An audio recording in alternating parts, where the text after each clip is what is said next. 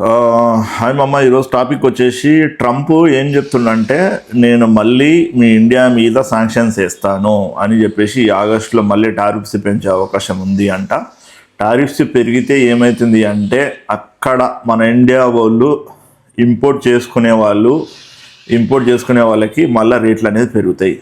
ఈ ట్రంప్ పరిస్థితి ఎట్లుందంటే నిజం చెప్తా చూడండి.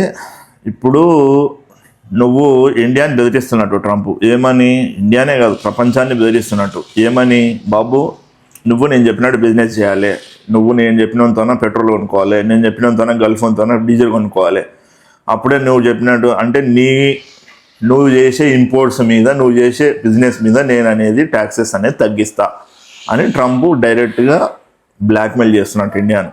సో దానికి మోడీ అనేది లొంగట్లేదు. మోడీ గారు అనేది చాలా సీరియస్గా లొంగకుండా వాళ్ళ మీద అనేది నువ్వు ఎన్ని శాంక్షన్లను వేసుకో, ఎన్ని టారిఫ్స్లను వేసుకో, నేను మాత్రం కొనేటంతోనే ఉంటా అంటే. నిన్న మొన్న ఏమైంది అంటే యూఎస్లో ఒక బిల్లు అనేది ప్రవేశపెట్టారు. అంటే మన శత్రు దేశాలు ఏంటివి మనం చెప్తే ఏవే వింటలేవు, ఇండియా చైనా వాళ్ళు వినకుండా రష్యా ఓడితోనే ఆయిల్ కొంటారు. రష్యా ఓడితో ఆయిల్ కొంటే రష్యా ఓడు ఆ ఆయిల్కి వచ్చిన డబ్బులను ఏం చేస్తుండో, ఆ ఆయిల్కి వచ్చిన డబ్బుల్ని తీసుకుపోయి ఆ పైసల్ని తీసుకుపోయి యుద్ధానికి, ఉక్రెయిన్తో యుద్ధానికి వారితోనో దాంతోనో కాన్ఫ్లిక్ట్కి వాడుతుండు.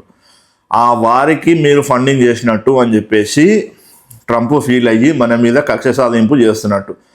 ఆ కక్ష సాధింపుతోని మనకయ్యే నష్టం ఏంది అంటే కొంచెము ఈ ఇంపోర్ట్స్ మీద ఎక్కువ టారిఫ్స్ అనేవి పడిపోయి అక్కడ మన ఇండియన్ గ్రాసరీస్, మన ఇండియన్ ఏమన్నా ప్రోడక్ట్లు కొనాలంటే అక్కడ నుంచి మన ఎక్స్పోర్టర్ ఉంటారు కదా, వాడికి బర్డెన్ అనేది పెరిగిపోతుంది. వాటి మీద రేట్ అనేది పెంచి అమ్మాలంటే వాడు అక్కడ సేల్ చేసుకోలేడు. అక్కడ నీ ఇండియన్ బిజినెస్ దెబ్బతీస్తున్నట్టు.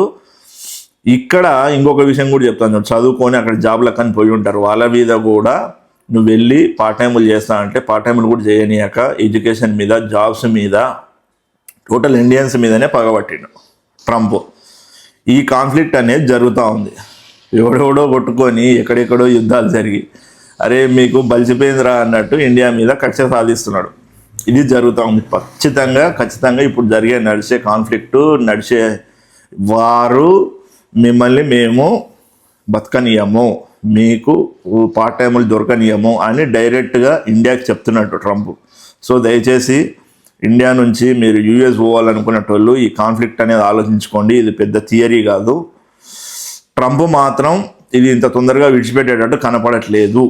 ఇది ప్రస్తుతం జరుగుతున్న వ్యవహారము.